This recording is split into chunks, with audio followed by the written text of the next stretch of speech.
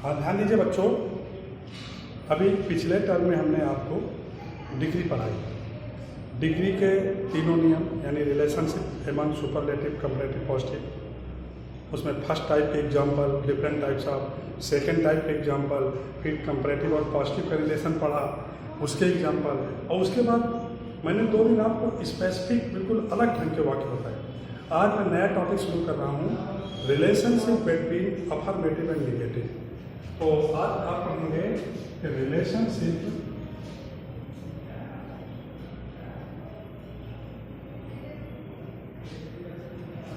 Between affirmative and negative.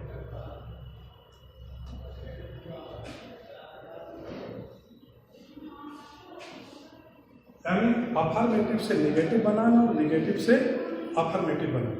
अब ये पढ़ना है। तो देखिए, इसमें जो सबसे पहला नियम है वो यूज ऑफ अपोजिट वर्ड। सबसे पहला नियम क्या है? Use of opposite.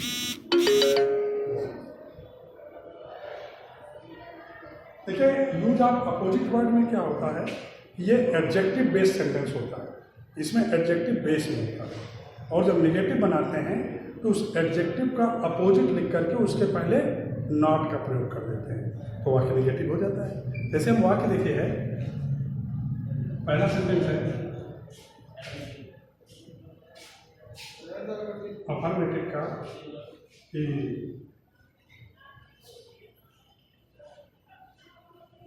Rita is आ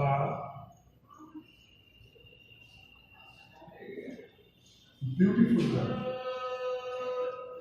अब ये सेंटेंस है कि रीता एक सुंदर लड़की है, एडजेक्टिव बेस, ब्यूटीफुल एडजेक्टिव है, इसका अपोजिट यूज करके इसके पहले नॉट लगाएंगे। यहाँ ये ब्यूटीफुल है, इसका अपोजिट, तो जब इसका नेगेटिव बनेगा तो Rita is not, Rita is not. अब ब्यूटीफुल का अपोजिट अगली होता है, उससे पहले एंड लग जाए, एंड अगली रीता इज नॉट एन अगली गर्ल। रीता एक सुंदर लड़की है, या अफर्मेटिव है। रीता एक बदसूरत लड़की नहीं है। जब बदसूरत नहीं है तो सुंदर है। और ट्रांसफॉर्मेशन में आपने पढ़ा है कि transformation means change the concept of the sentence but not sense. Transformation का तात्पर्य है कि वाक्य का रूप तो बदलेंगे लेकिन उसका भाव नहीं बदलेंगे। समझ गए ना? तो यहाँ वाक्य तो निगेटिव में हो गया, लेकिन जो इसका अर्थ है वही इसका। इसका एक एग्जाम्पल मैं और दे रहा हूँ, ध्यान दीजिए। जैसे दूसरा सेंटेंस है अफर्मेटिव में कि I am doubtful whether. Whether क्यों लगा? कॉम्प्लेक्स में नाउन क्लास में पढ़ाया था, सेंटेंस में डाउट लगा हुआ है। Doubtful whether he went, whether he went there. अब ये सेंटेंस है कि आई एम डाउटफुल, मुझे संदेह है कि वो वहां गए। अब इसको जब हम बनाएंगे निगेटिव में, तो डाउटफुल एडजेक्टिव का काम करना है यहाँ पर, तो इसका अपोजिट आई एम नॉट, और डाउटफुल का अपोजिट क्या करते हैं? Sure. I am not sure, doubtful को नॉट श्योर नेगेटिव, यानी मैं निश्चित नहीं हूँ, यानी डाउट है, और नॉट श्योर बाकी सेम कर देंगे, वेदर ही वेंट देयर। ये बन गया। तो sentence I am doubtful whether he went there, तो I am not sure whether he went there. Whether, whether noun class का कंजंक्शन है। इफ या वेदर मैंने बताया था, और वेदर वहाँ यूज किया जाता है जहाँ पर वाक्य में या तो डाउट हो, ऑप्शंस हो, विकल्प या संभावना हो, यानी on expressing possibility, doubts and option, वहीं पर आप वेदर को एज ए कंडीशन यूज करेंगे। तो I am doubtful whether he will be there या I am not sure whether he will be there. Clear हुआ ना? अब तो ये हो गया अपोजिट वर्ड वाला वाक्य आप बना लेंगे, आसान है कि इसमें जो भी एडजेक्टिव हो वाक्य खुद ही समझ में आ जाएगा जिसमें अपोजिट वर्ड का प्रयोग करके नाम लगा दें। अब देखिए दूसरा रूल जो है वो मैं आपको पढ़ा चुका हूँ, दूसरा रिमूव टू।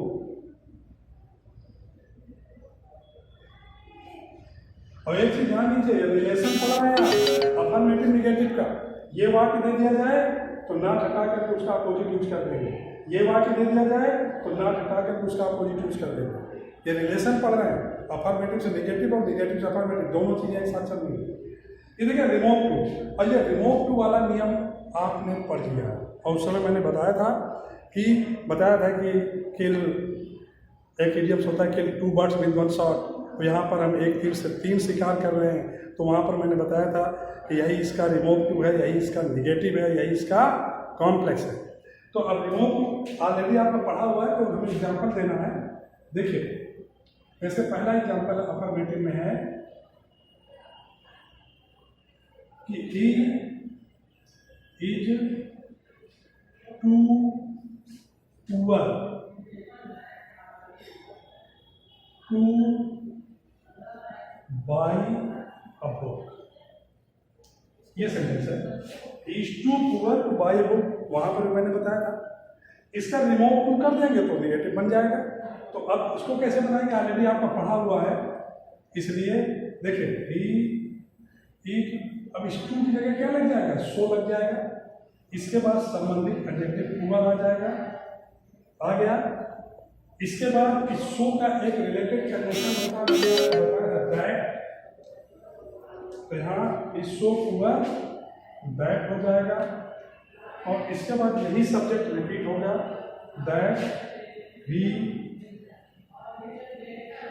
कैन, तो he so poor that he can show that. अब जब ये प्रेजेंट में होगा तो उधर कैन नॉट लगेगा, ये पास्ट में होगा तो उधर कुड नॉट, तो he so poor that he can not buy a book, बन गया कि वो इतना गरीब है कि एक पुस्तक भी नहीं खरीद सकता है। इसका एक एग्जाम्पल मैं और दे रहा हूं, देखिएगा।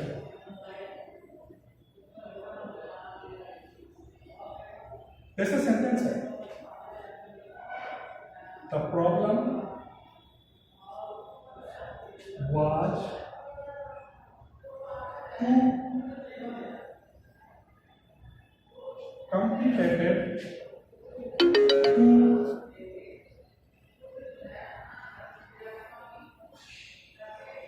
to be solved।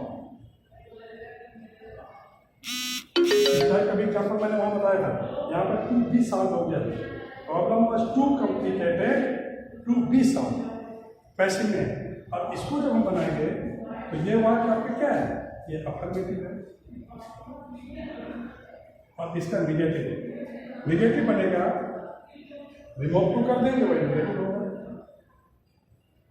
The problem was to जगह सो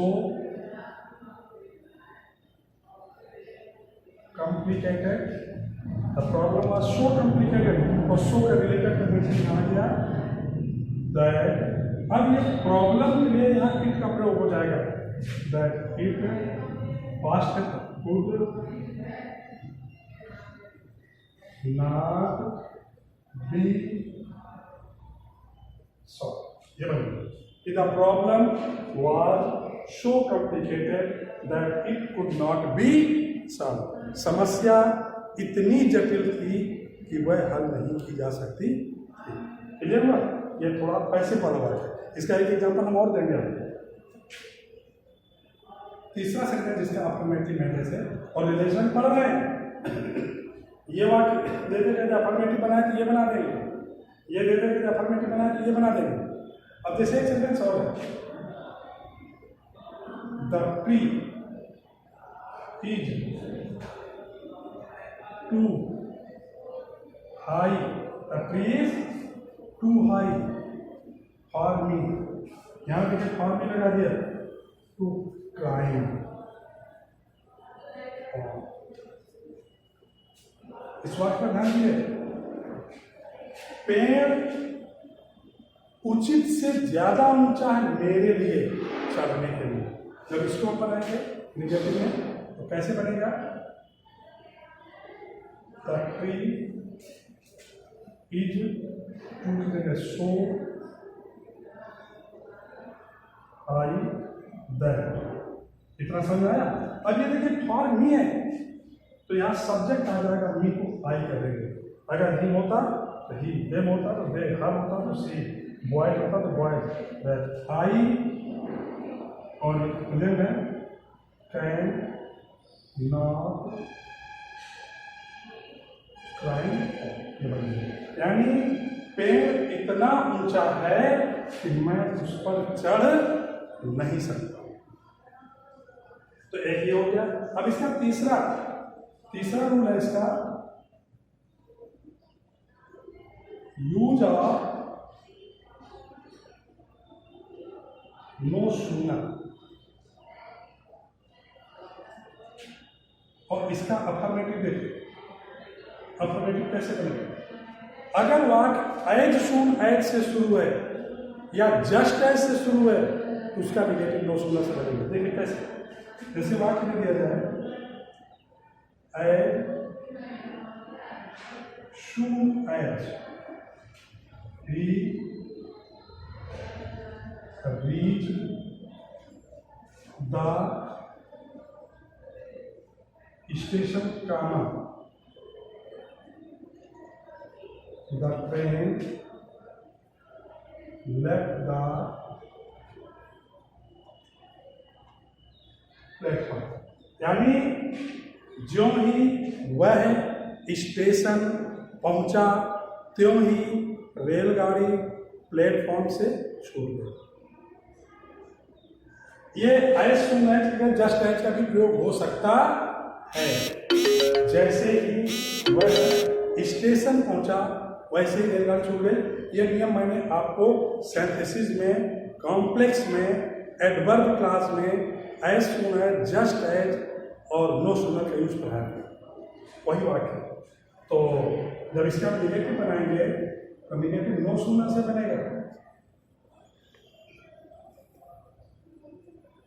और बताया था कि जो नो सूनर का प्रयोग होता है वाक्य में वो इंट्रोगेटिव सेंटेंस की तरह होता है, इंट्रोगेटिव की भांति होता है। इन नो सूनर के तुरंत बाद हेल्पिंग वर्ब आती है। तो नो सूनर यहाँ लिखा, अब ये पास्ट इंडेफिनिट है तो पास्ट इंडेफिनिट होने की वजह से यहाँ डिड आ जाएगा और डिड के बाद सब्जेक्ट आएगा। और जब हम डिड का प्रयोग कर देंगे तो फिर वर्ब के फर्स्ट फॉर्म आ जाएगा, did he reach the station. और एक चीज मैंने आपको बताई थी कि जहां पर नो सूनर यूज होगा उसका रिलेटेड कनेक्शन दैन होता है। ये नो सूनर के बाद दैन जरूर लगेगा। तो no sooner did he reach the station, यहां पर लगेगा दैन। ध्यान देना, दैन, THAN, देन नहीं, दैन। और दैन के बाद वाक्य हो गई, than the train left the platform. ये बहुत ही इंपॉर्टेंट रूल है, ये कंपटीशन में भी बहुत पूछा जाता है नो सूनर का यूज। तो no sooner did he reach the station then the train left the platform. ज्यों ही वह स्टेशन पहुंचा त्यों ही रेलगाड़ी प्लेटफॉर्म छूट गई। जो मतलब इसका है वही मतलब इसका है। फर्क इतना है कि इसमें नो लग गया तो ये निगेटिव हो गया, भाव दोनों का सेम है। यहाँ एज सून एज की जगह अगर हम जस्ट एज लगा दें उसका भी यही मतलब होगा। एक वाक्य हम और दे रहे हैं, देखिए जैसे वाक्य में दिया जाए अफर्मेटिव में as soon as,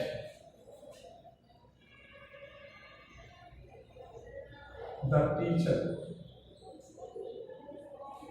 entered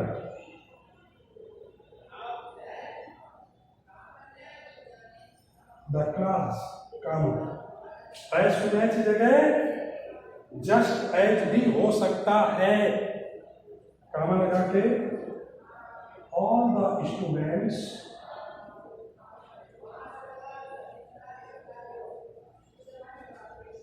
stood up.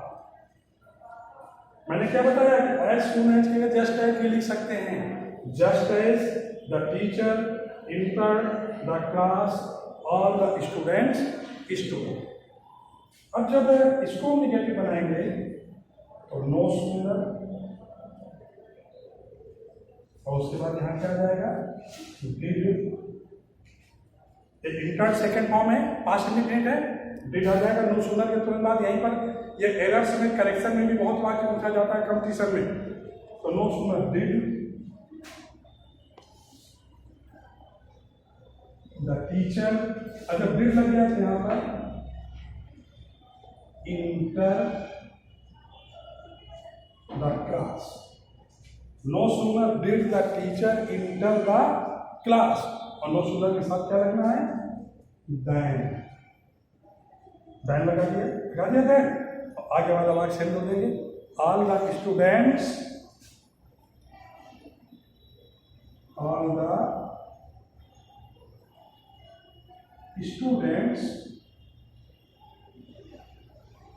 Stood up. तो ये भी आप पढ़े हुए पहले से, तो इसमें 3 नियम अभी और हैं। ये अफर्मेटिव से निगेटिव में 6 रूल्स हैं। अब इसके आगे मैं आपको पढ़ाऊंगा डिग्री ऑफ कंपेरिजन, इसीलिए मैंने डिग्री पहले पढ़ाई है कि डिग्री का इसमें यूज है। अगर अब डिग्री आपने पढ़ लिया तो अब जब मैं वाक्य बताऊंगा तो आपकी समझ में आ जाएगा, समझ गया ना। और ये no sooner as soon as का ये भी आपका पढ़ा हुआ है सेंटेंस में, कॉम्प्लेक्स में, तो ये भी लगभग समझ में आ गया होगा। और रिमोट टू अभी आपने लेटेस्ट पढ़ाया ट्रांसफॉर्मेशन में, पहला नियम, तो ये भी समझ में आ गया होगा। इसीलिए ये नियम मैंने पहले पढ़ाए थे और इसके बाद मैंने अफर्मेटिव नेगेटिव बताया। तो कल इसके 3 नियम मैं और बताऊंगा। इसके जितने एग्जाम्पल मैंने बताए उनको बहुत अच्छे ढंग से आप एक एक वाक्य अपने आप लिख करके करेंगे, समझ गए ना। और सेंटेंस को कौन प्रिपेयर करेंगे, उनको बनाएंगे। जब इसका पूरे नियम हम पढ़ा गए तो एक्सरसाइज करेंगे, ठीक है, ओके।